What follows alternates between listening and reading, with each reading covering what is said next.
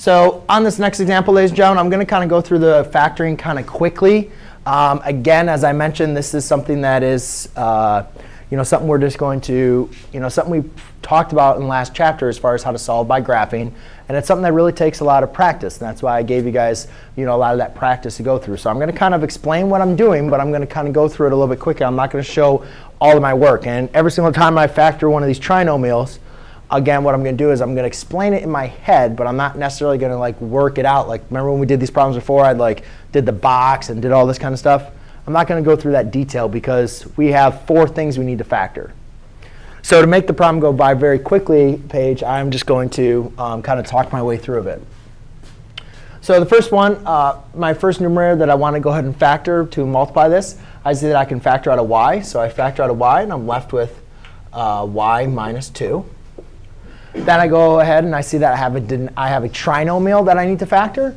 Now again, remember when multiplying trinomials, we worked at using this diamond, negative 18 and positive 7. So what 2 numbers multiply to get a negative 18? Now once I know I have a negative number that they have to multiply by, I know one of my factors is negative and one of my factors has to be positive.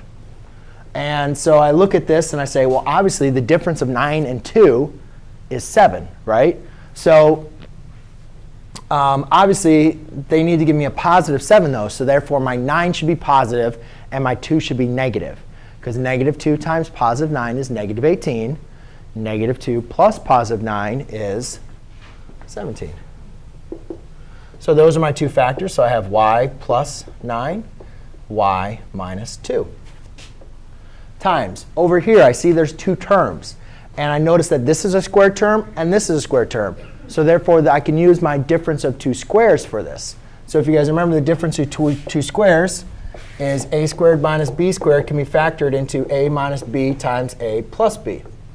So therefore, this one could be y minus 9 times y plus 9. And then in this case, I look at this trinomial, and I say, all right, I have what 2 numbers multiply to give me 18, but then add to give me negative 11. And anytime, I'll give you guys a little tip. Anytime you have 2 numbers that multiply to give you a positive number but add to give you negative, both of your factors are negative.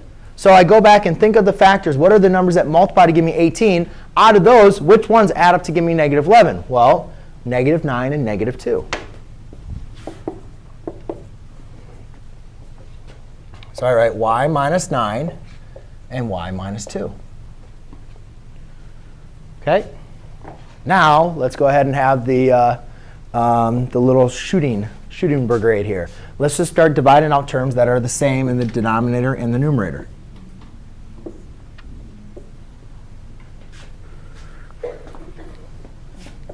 Does everybody follow me?